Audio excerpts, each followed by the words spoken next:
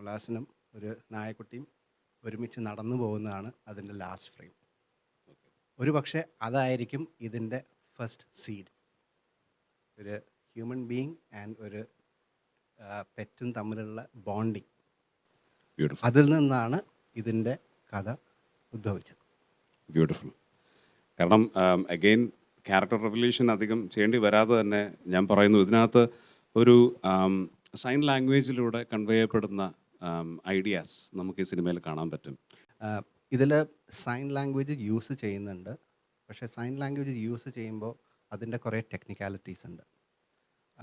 അന്വേഷിച്ച് പോയപ്പോൾ മനസ്സിലായത് ഇത് പല സ്ഥലങ്ങളിൽ പല രീതിയിൽ സൈൻ ലാംഗ്വേജ് യൂസ് ചെയ്യപ്പെടുന്നു എന്നുള്ളതാണ്. ഫോർ എക്സാമ്പിൾ, ഓസ്ട്രേലിയയിൽ യൂസ് ചെയ്യുന്ന sign language slightly different from അമേരിക്കയിൽ യൂസ് ചെയ്യുന്ന സൈൻ ലാംഗ്വേജ്.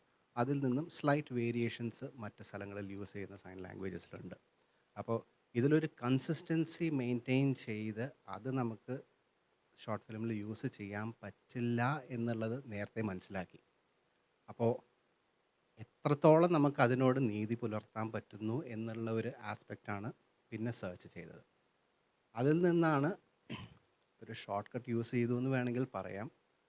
ഒരു ഡിസ്ക്ലെയിമറായിട്ട് ഫിലിമിൻ്റെ ആദ്യത്തിൽ തന്നെ പറഞ്ഞു, സൈൻ ലാംഗ്വേജിൽ പല സ്ഥലങ്ങളിൽ ഇതിന് ഇൻകൺസിസ്റ്റൻസീസ് ഉണ്ട്.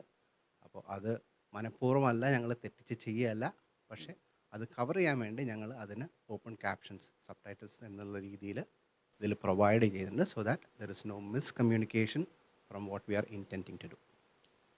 അതായിരുന്നു ഹോംവർക്ക് എന്ന് പറയാൻ പറ്റില്ല, പക്ഷെ എടുത്തൊരു short cut. Okay, thank U.